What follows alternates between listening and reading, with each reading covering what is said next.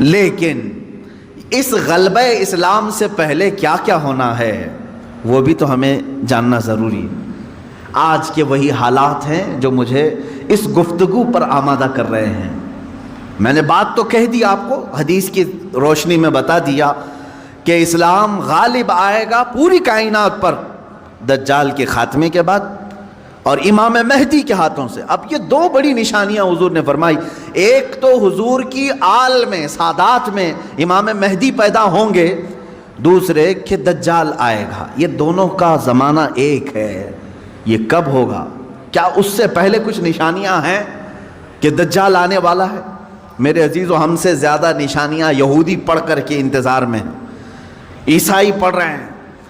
ایک بات یاد رکھیں، دجال کے دشمنوں میں ہم ہیں اور عیسائی ہیں۔ وہ دجال کو بھی اپنا دشمن سمجھتے ہیں، عیسائیوں کا بھی وہ دشمن ہے، لیکن یہودی اس کو اپنا مسیحا سمجھتے ہیں۔ وہ کہتے ہیں ہمیں نجات دلانے والا، ہمیں پوری دنیا میں غالب کرنے والا۔ جیسے آج ہم حدیث پاک پڑھ کر کے کہہ رہے ہیں امام مہدی آئیں گے اور پوری دنیا میں اسلام غالب ہوگا۔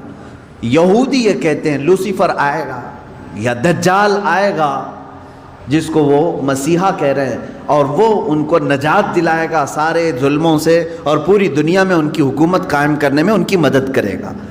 اور اس لیے دجال کے آنے سے پہلے جو جو نشانیاں ہونی ہیں یہ یہودی خود کر کے دکھا رہے ہیں۔ کیا ہے؟ بڑی مقدس کتابوں میں یہ باتیں لکھی گئی ہیں۔ دیکھنا دجال کے آنے سے پہلے دنیا میں ایک بڑی علامت یہ ظاہر ہوگی کہ دنیا حق کو باطل بنا کر پیش کرے گی اور باطل کو حق بنا کر پیش کرے گی۔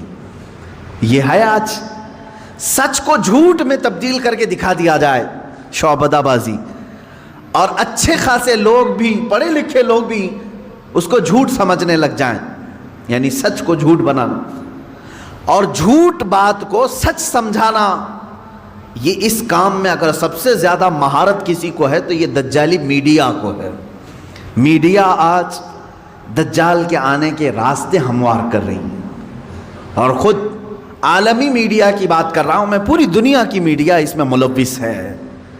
ذہنوں کو ڈائیورٹ کر دینا، اصل مدے سے بھٹکا دینا، یہ کام کون کر رہا ہے آج؟ سب سے زیادہ میڈیا کر رہی ہے۔ میرے عزیزو، سچ بات کو جھوٹ بنا کر پیش کرنا یہ دجال کے آنے سے پہلے ہوگا اور کثرت سے ہوگا، کثرت سے ہوگا۔ یوں سمجھ لیں ایک پرہیزگار متقی شخص کو لا کر کھڑا کر دیا جائے گا اور اسے 100 لوگ بولیں گے یہ چور ہے، چور ہے، چور ہے، اور دنیا سمجھنے لگے گی کہ ہاں شاید چور ہے، دنیا سمجھنے لگ جائے گی۔ یعنی تقریباً 90% لوگ ان کی باتوں پر یقین کرنے لگ جائیں گے کہ شاید یہ چور ہے، شاید یہ چور ہے۔ اور اسی طرح کسی ظالم منحوس چور کو لا کر کے وہ کھڑا کریں گے اور کہیں گے یہ پرہیزگار ہے، یہ پرہیزگار ہے، یہ پرہیزگار ہے، اور دنیا اس کو پرہیزگار سمجھنے لگ جائے گی۔ کیا یہ دونوں چیزیں آج کرنے کے لیے پوری social media, internet, news channel نہیں ملوث ہیں اس میں؟ چوروں کو حکومت پر بٹھا کر کے ان کی فضیلت بیان کرنا ہندوستان سے زیادہ ہمیں کہاں نظر آئے گا؟ سب سے زیادہ ہمیں یہاں نظر آتا ہے۔ جو پورے کے پورے ملک کو گبن کر کے بیٹھے، اسے مسیحات اور اسے لوگوں کا ایسا بے کسوں کا کس جس کو کہا جائے ایسا بنا کر پیش کرنا، یہ میڈیا کا رول ہے۔ عزیزان گرامی وقار، پورے ذہنوں کو ڈائیورٹ کیا جائے گا اور تقریباً یہ جادو کی طرح اثر کر جائے گا لوگوں پر۔ مثال کے طور پر ایک جادوگر کسی محلے میں آتا ہے، شعبدہ بازی دکھاتا ہے۔ پہلے تو ہوتا تھا سڑکوں پر ہی کھڑے ہو جاتے تھے، سانپ کا کھیل دکھانے والے، یا کسی بچے کو لیٹا کر چادر اوڑھا کر اس کی گردن الگ کر کے دکھانے والے، یہ شعبدہ بازی ہوتی تھی۔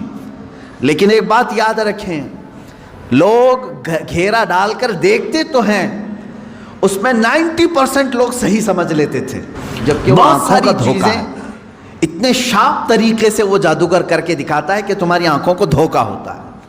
لیکن میرے عزیزو، اسی مجمع میں 5 یا 10% ایسے لوگ بھی ہوتے ہیں جو اس کے ان کاموں پر یقین نہیں کرتے. ہے ہر زمانے میں جہاں پر بھی جو جادو دکھا رہا ہے اس کے مجمع میں پورے 100% لوگ یقین کرنے والے نہیں ہوتے. چند لوگوں کے دلوں میں شک ہوتا ہے کچھ تو اس نے گڑبڑ کیا ہے. اب یہ وہ لوگ ہوتے ہیں جن کی عقل سلیم ہوتی ہے اور دل پاک ہوتا ہے, ان کے اوپر جلدی جادو اثر نہیں کرتا.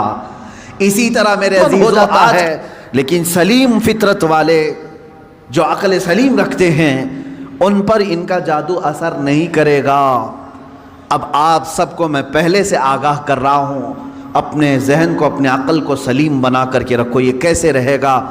اللہ کی باتوں پر یقین رکھو اور اس کے علاوہ جو بھی کہے گا, اللہ اس کے رسول کے علاوہ جو بھی کہے گا وہ سچ بھی ہو سکتا ہے جھوٹ بھی ہو سکتا ہے, مگر میرے مولا کے قول میں جھوٹ کی طرف شائبہ بھی نہیں, سچ ہی ہوگا.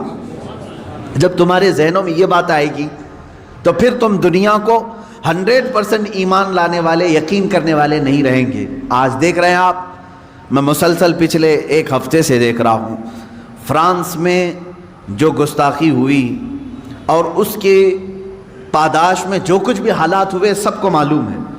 فرانس میں جو کچھ ہوا اس پر ڈیبیٹ انڈیا میں بھی چل رہا ہے.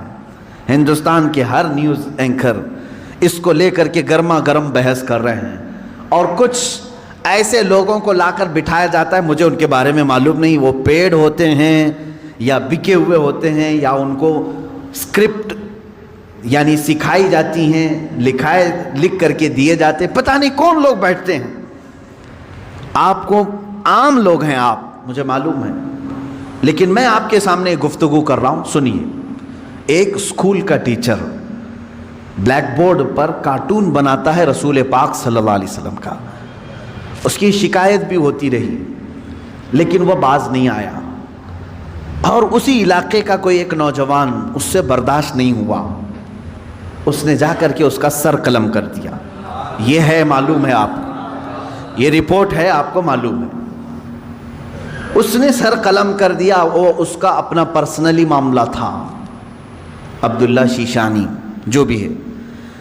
اب اس کو کیا چھوڑ دیا, لوگوں نے چھوڑ دیا عبداللہ کو, بلکہ اسی وقت گولیوں سے بھون دیا فرانس کی پولیس نے, ختم کر دیا. دونوں ختم ہو گئے, جن کے دونوں کے معاملات تھے وہ چلے گئے. اب میں ایک جملہ کہتا ہوں, تمہارے نزدیک عبداللہ شیشانی ٹیررسٹ ہے, یعنی اس نے سر قلم کیا اس لیے یہ ٹیررسٹ ہے. ہمارے نزدیک رسول کا خاکہ بنانے والا سب سے بڑا ٹیررسٹ, ظاہر سی بات ہے.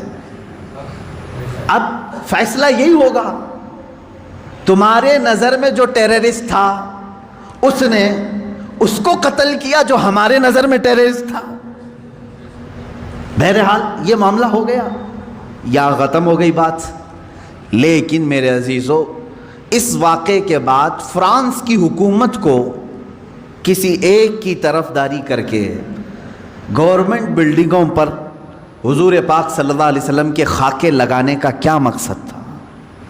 حکومت کسی ایک ویکتی کے, ایک پرسنل شخص کی حمایت کرتے ہوئے اور گورنمنٹ کی بلڈنگ پر بڑی سائز میں حضور پاک صلی اللہ علیہ وسلم کی تصویر لگا رہی ہے, یعنی کارٹون بنا کر کے. کارٹون در حقیقت یہ